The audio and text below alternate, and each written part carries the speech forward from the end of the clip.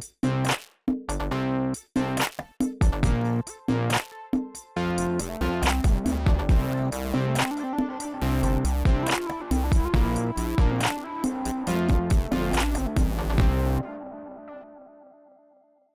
everyone, it's Norm from Tested. And it's Jeremy from Tested. Welcome back to Projections, our virtual reality and augmented reality show. We had a couple more demos and experiences from E3. That's right. A couple weeks ago. They want to relay, one of which is a big budget PlayStation VR game. All three of these experiences we're going to talk about are for PlayStation VR. So you people that say we don't cover it enough, well, here you go. Yes. The game that I got to play was one of the levels from the upcoming Blood and Truth. Right. Oh, cool. So I didn't get a chance to play this demo, but I did play the demo they had at the PlayStation event last year. This is a Rails-style first-person shooter. Is that fair? I would say a very linear first-person shooter. Fair enough. You basically click to progress along, not node-based teleportation, but nodes. Exactly. Where you move between them. You take cover, you lean out to fire, that kind of thing. Yeah, the developer of this, London studio, they did Psvr Worlds. Mm-hmm. So anyone who bought PSVR and got this sampler pack of these different PSVR experiences, one of which was London Heists. And so they found that the London Heist experience was so popular that they decided to make a full AAA game out of it.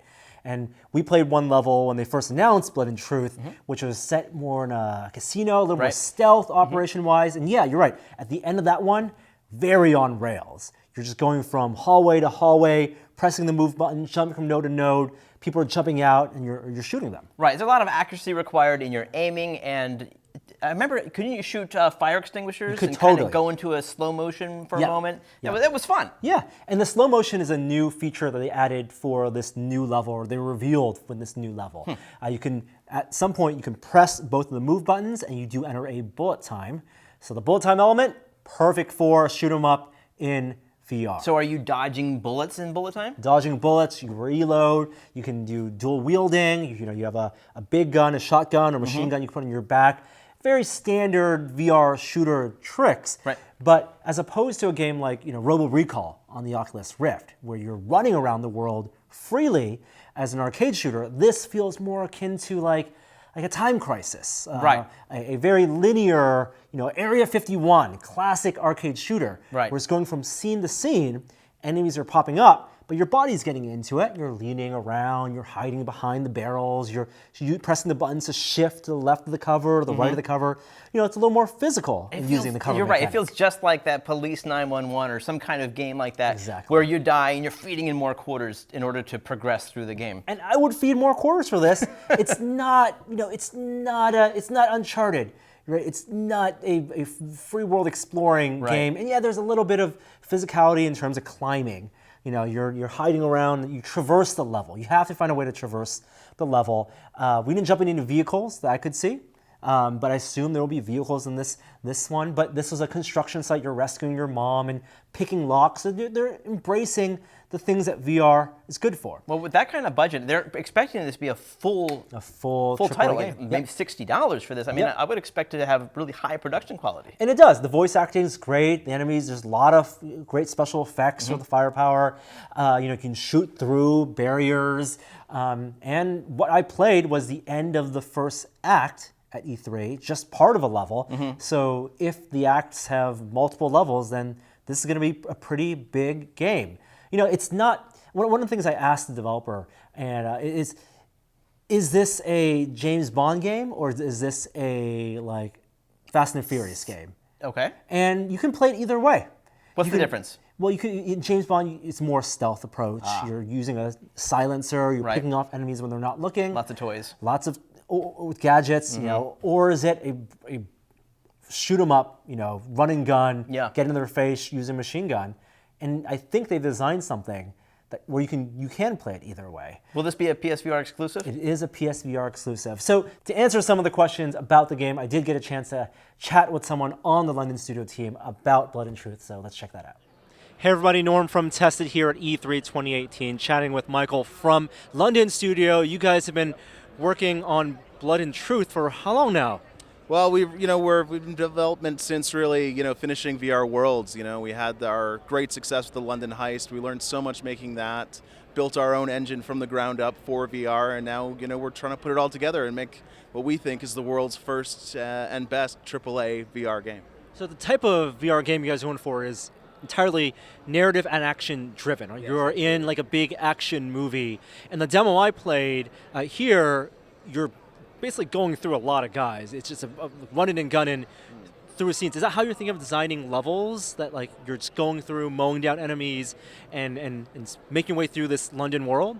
So every level is going to have its own unique flavor. We've got an incredible level design team. These guys are super experienced. They all have their own personalities, and a little bit different. You can actually see it come through in the levels. So this level in particular that you played today was focused around these guys have basically kidnapped your mom.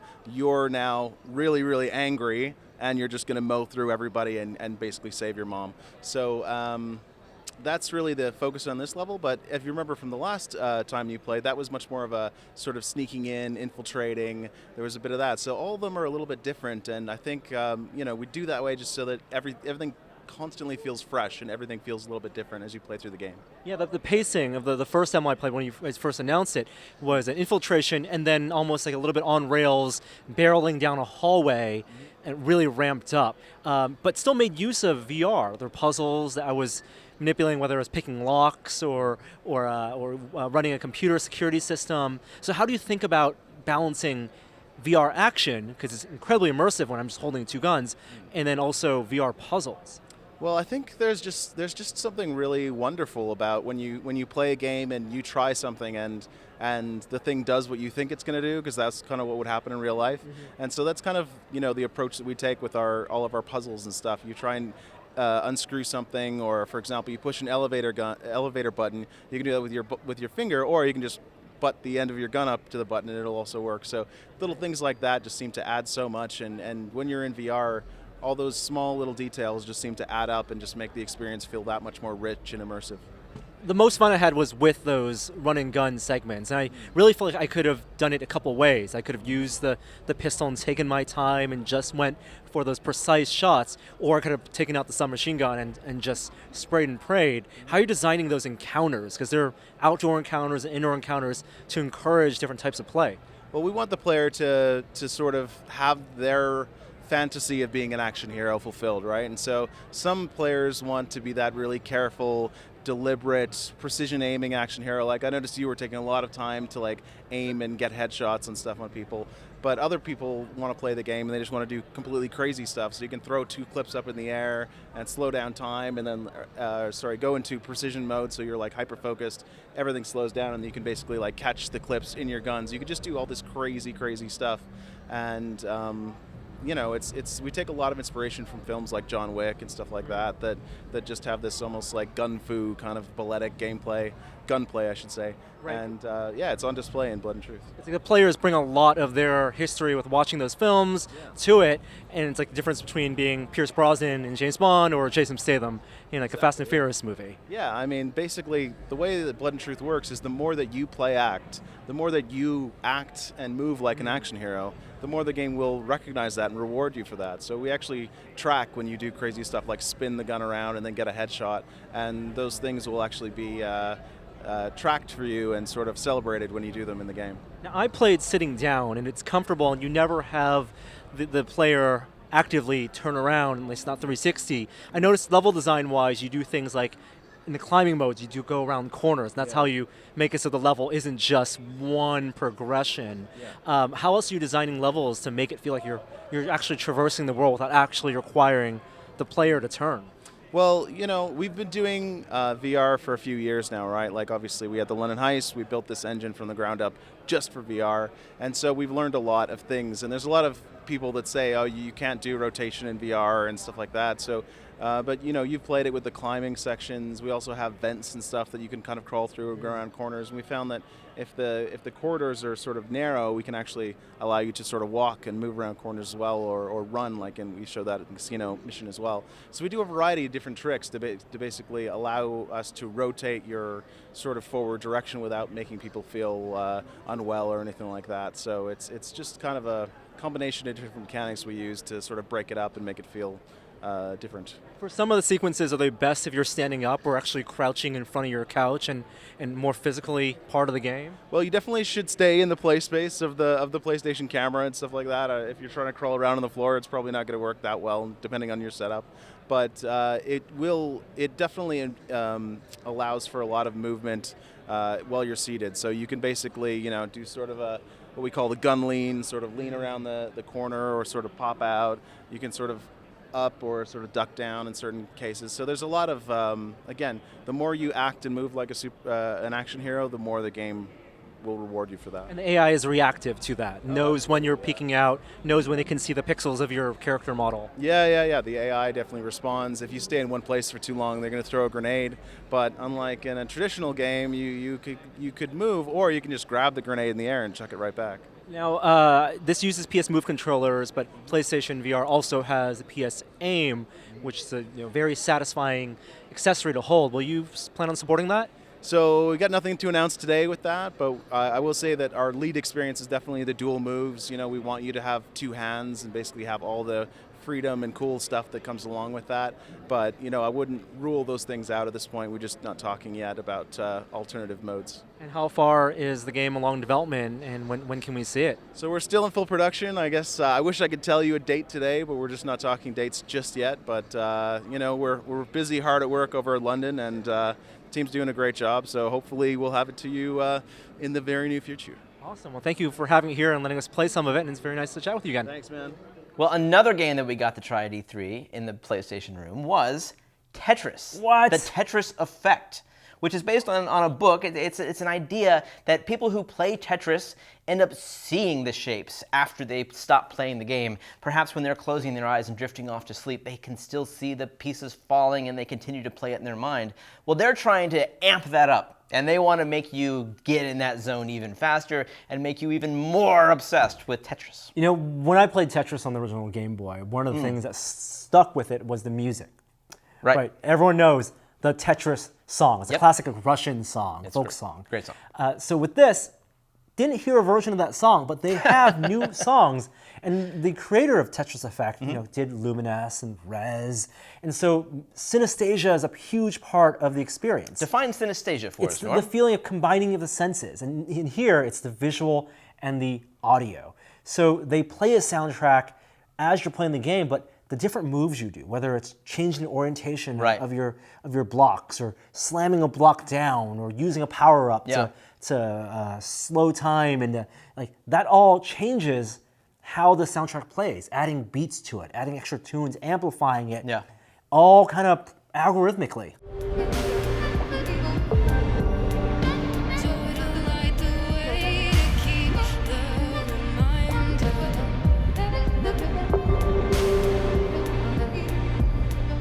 I'm glad you mentioned the sound, because that is a very big part of this game. I think most people who see this game in trailer form, or maybe even play it for the first time, they're going to think of the visuals, because they're equally tied into the movements. As you slam things down, they swarm out all these particle effects. There's these whales that are flying around the space. You're constantly going through what appears to be some kind of particle tunnel. And when you get Tetrises, they explode into these amazing shapes. And when you eventually complete a level, of course, it gets even more intense, and you whoosh through them and into another aesthetic. Each level seems to have its own visual aesthetic. And different song as well. But it's not an essentially VR game, as far as I can tell. Right. Being in the headset, you are locked into this world. Maybe it focuses you on the Tetris gameplay. And obviously having the stereo headset makes the visuals pop out at you. Right, but the actual game itself is still pretty much in 2D that's off in the distance. And it's the classic Tetris game. And it doesn't require VR, not by any sense. It actually is a playable game on a flat screen monitor. So I asked them, why can you play this on a mobile headset? I want this, if this is a pick up and play, dive into experience, the last thing I want to do is have to go to the living room, plug in the controllers, charge the Move controller, the DualShock, and they don't even represent the DualShock in the world. Load up the PSVR, I just want to sit in bed and play this. On the go or something. Exactly. Yeah, I was suggesting this would be great on mobile. I Yeah. mean, just to play it on my phone, I could see this being a big hit on that. I'm not sure that we'll ever see that, given that there are licenses involved. Yep. But you know, it would be great on this. Yeah, and so it's not like Super Hypercube, where a game that was designed with VR in mind. That's almost Tetris, but you're at the top of it, and you're leaning around trying to fit the puzzle shapes into the parts where there are holes down there. Yeah, positional movement, lateral movement really doesn't do anything Right. for Tetris Effect. I'm still excited to play it. I just wish they were on a platform that was more convenient to use. Yeah, I mean, I'm excited to play it, but I would play this game for a long period of time. I'm not sure it justifies the headset discomfort factor. You know, I mean, I'm happy to play certain games for at length, but if I'm not getting terribly more out of it than I would on a flat screen TV, I'm not sure that the balance weighs out for me. I'd just as happily play this in 2D.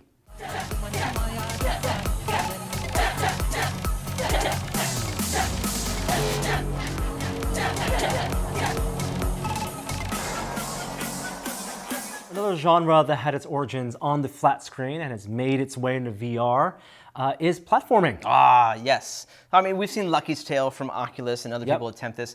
Well, one group that did it on PlayStation VR that I thought did it quite well is Japan Studio.